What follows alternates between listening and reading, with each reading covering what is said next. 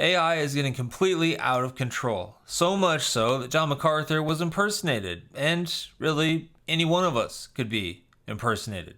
Let's take a look at that now. Let me go ahead and start by showing you the AI, Christians and Artificial Intelligence playlist that I do have. If you're interested in finding out more, I've got a couple different videos that I've done on this. Robot-led church service, yes, that did happen. That happened in Germany. And I've got a video there you can watch about that. Al Mohler gives his take on AI, what Christians should think about AI. There's a video that I did about that. Plagiarism, because AI is feeding into people's already desire to cheat and steal, plagiarize. And so there was a lawsuit in place. I should check up on how that lawsuit, if that's still going on or what. But there's a major publisher, I think, that's in a lawsuit with Chat GPT, or at least a big time author. And this is Sam Altman, the CEO of OpenAI, the founder of Chat GPT. And this is an episode you want to check out about AI as well. He says he's very concerned about AI, goes to government, asks the government to regulate AI. Well, at the same time, he's pushing this stuff. Very suspect as to what exactly he's trying to get out of that, actually. But you'll have to watch that, find out a little bit more. All right, let's move on. John MacArthur here. Yeah, John MacArthur was impersonated. I watched this video a while back. This is the thumbnail here of the video that I saw. And then I saw this other thumbnail, and they were both about the HR 6090, the Anti-Semitism Awareness Act. And these videos were identical.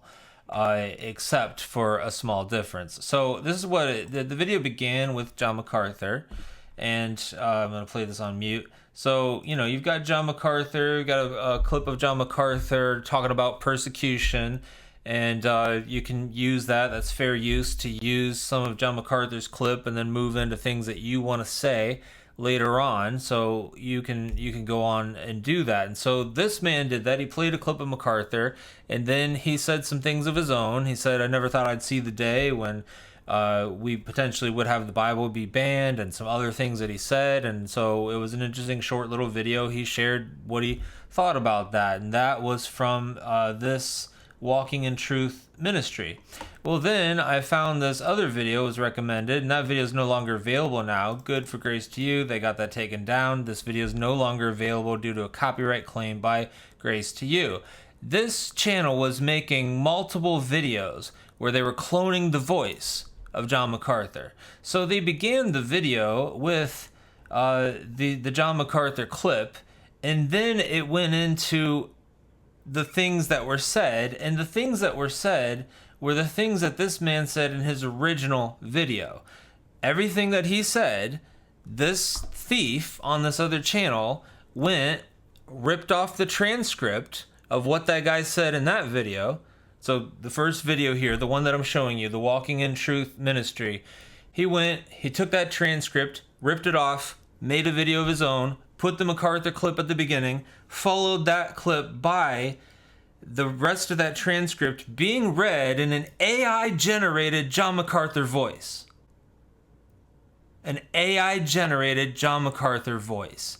That's deeply disturbing. And even the comments indicated that people didn't seem to know the difference. They didn't seem to know that it wasn't MacArthur, and not everyone is ultra discerning about that, but I was really surprised that they didn't know that it was him. But yeah, it sounded like him. I mean, I think that you can tell that it was robotic, but it sounded like MacArthur. AI is getting better. It's getting to where it will get to a point where it's going to be hard to tell when it's not AI. And if you haven't seen a deep fake is when you copy the video with a fake video. That's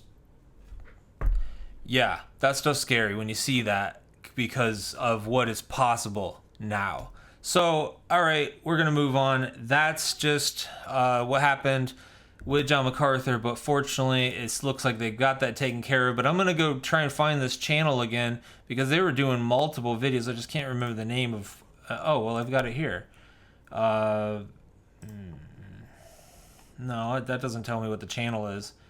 So I'll have to find out. Maybe their channel got taken down because the entire channel was voice clones of John MacArthur. And I didn't sit down to do this video fast enough that the video's gone. I wasn't going to play any of it anyway, though, because it would cause a problem for my channel if I played an AI cloned voice on there. I did find the video, so make sure you watch to the end. At the end, I'm actually going to show you exactly where to find that video and the channel, and you can hear it for yourself. But and YouTube's really weird about this. It's Google in general. They're rolling out more and more and more and more AI. Everyone's rolling out as fast as possible. And then all of a sudden they're like, oh, but you're not allowed to do this and that. And it's like, yeah, but you're giving it to everyone. You're just like it's like you're opening the stores and you're letting people go and be able to do all kinds of theft, and then you're like, oh, but actually it's a mess, and it's sad that Christians buy into this stuff as well, because Christians should have no part of the plagiarism and no part of many of the aspects of Chat GPT and what AI is generating. Generative AI is different than normal technology that we have, and I don't have time to get into all that right now, but here, let's look at what Chat GPT is up to. All right, so OpenAI has launched GPT-O now. I don't understand what that is. GPT-0, GPT-O? Okay, GPT-O. Improving Chat GPT's text, visual, and audio capabilities. Here's a few highlights. OpenAI's latest update to its artificial intelligence model can mimic human cadences and its verbal responses, and can even try to detect people's moods. Yeah, that's what they're working on now.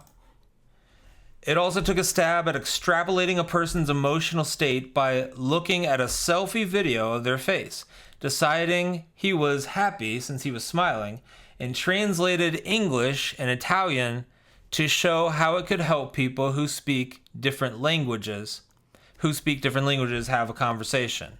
Okay, and I've got a video here. I haven't seen it yet, but this is the portion where they start showing what was just described, being able to detect the mood. Let's watch. All right, so the next one. And this is from like the release. This is introducing GPT-4o from the OpenAI official channel.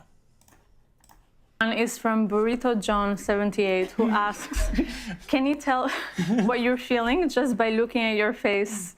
Barrett, you want to give this one a try? Absolutely, let's try it out.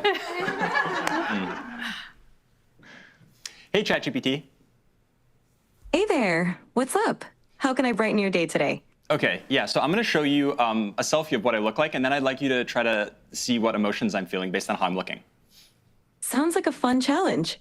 Go ahead and show me that selfie, and I'll put my emotional detective hat on. Okay, so here's me. So what kind of emotions do you think I'm feeling? It seems like I'm looking at a picture of a wooden surface. Oh, you know what? That was the thing I sent you before. Don't worry, I'm not actually a table. Okay, so take another look. That makes more sense. There we go. It looks like you're feeling pretty happy and cheerful, with a big smile and maybe even a touch of excitement. Whatever's going on, it seems like you're in a great mood. Care to share the source of those good vibes? Yeah, no, the reason I'm in a really good mood is because we were doing a presentation showcasing how useful and amazing you are. Oh, stop it. You're making me blush. Amazing. Crazy. Okay. Well, I don't know what Well, that's it for today on live. what the mess up was at the beginning. Kind of seems like maybe he was trying to pull something off, actually. maybe it was basing it off of something in the background and not actually, either way. The technology is definitely there, though. to do this kind of thing, and it's just crazy because of the kind of thing that it's going to be used for. A lot of what we're seeing now is going to be start seeing AI wars. I just came across this ad, so I'm going to play you a portion of this ad to demonstrate what I mean by AI wars. It's just basically going to be, I wouldn't call it the good guys versus the bad guys, because no, I don't really think anyone should be on board with how fast they're pushing this AI forward, and all the basically the plans that they have with AI and everything that they're trying to do with AI. However, it is interesting that Google and others, they understand the ethical implications of, they would say, if it gets in the hands of the wrong person. Bill Gates, of all people, said that. Ooh, if it gets in the hands of the wrong people, Bill Gates, you're the wrong person. Okay, but like, people say things like that. It's not good if it gets in the hands of the wrong person. Well, yes. And so you're having now Google and YouTube scanning the internet, trying to detect what's AI and what's human. So this thing I'm going to show is about blogging, and it's about basically how to, well, let me just play it and then we'll talk about it. AI-generated blogs are dead. Medium and Google just killed them. Medium, the largest blog site on planet Earth, just announced a policy of total annihilation for AI-generated blogs, where AI writing will be demonetized and deplatformed. At the same time, Google has revealed a new initiative that deranks links and articles that are likely to be AI generated. This renders all AI SEO tools and blog writing tools completely useless. That is, until now. Stealth GPT's new undetectable AI SEO writer is the only AI tool that crafts completely undetectable articles and blogs that Medium and Google will rank as human. So you got it right. It's the AI battle. Now the thieves have to create better technology. But do they really think they're going to beat out Google? Probably not. Pretty sure Google AI is going to find out about their AI. But we have robots competing with robots. We have theft robots trying to trick the detector robots. So the detector robots are like, that's a robot. That's not a human. And then the thievery robots are like, no, actually it's a human. Yeah, it's a human. And the detector's like, maybe is a human. Okay. And then, okay, this is weird, but it's just like, it's getting completely out of control. And that's basically what I have to say about that. So how do I want to wrap this up? I have some takeaways that I gave about AI. Yeah, I think I'm done with my tabs there. So I'm just going to 13 minutes. I have some takeaways that I gave you about AI in another video. I think you should watch the AI and Christian response video. I'll have to do a deep dive on this. Let me know if you're interested in that first thing before I would dive into that a lot. But I think it's an important topic that's going to need covered anyway. And there's a lot of implications, ethical implications, that Christians do need to think about. Certainly, we don't. I think it's very different than other forms of technology. The way that so there's AI in the sense that, like, you call into the bank or something and it says, what are you calling about today? And you're like, check my balance. It was like, I didn't understand what you said. And it was like this really, not advanced AI. But it's recognizing your voice, and it's, we know that that's kind of a harmless thing if used properly. It is in some sense harmful because it's already used in such a way that it's like impossible to get to a human. But if it actually worked properly, it can help with efficiency. But now it's being done in such a way that Christians should not be so concerned about efficiency over ethics, because that's what we're running into now, is efficiency over ethics. And so and also the idea that Christians create, and the fact that we create, we should not like to see Yes, people are cheating and just ripping off content using Chat GPT to create things, but also we're made to create. That's why when you write something nice, when you if you preach, or if you're a preacher, if you're a speaker, if you're any sort of thing, you created something. You're giving that creation in whatever form it is. You're drawing something. You're an artist. Any form of creation, that's your creation. You don't want that influenced by other people. You want to be the one that created it and the one that's presenting it. And as Christians, we're created to create. We have that attribute after God, our Heavenly Father, after we're created in the image of God, and we share that attribute with Him. And that is something that we should not want to outsource. I mean, this is part of being a Christian. This is part of being human, is that we create. We also need to be concerned about safety and a lot of other things, and I'll dig into those things in a future episode. But if you're new here, you've been watching Truth Transforms. The goal of Truth Transforms is to transform hearts and transform minds through the truth of God's Word. Take a look around the channel, see what you think, like this video, and go ahead and hit subscribe, and I will see you in the next video. By the way, if you want to hear that John MacArthur cloned voice for yourself, I just found this channel, Reemerge. He created a new channel called John MacArthur Messenger 2024. So we'll make sure Grace to You knows about that.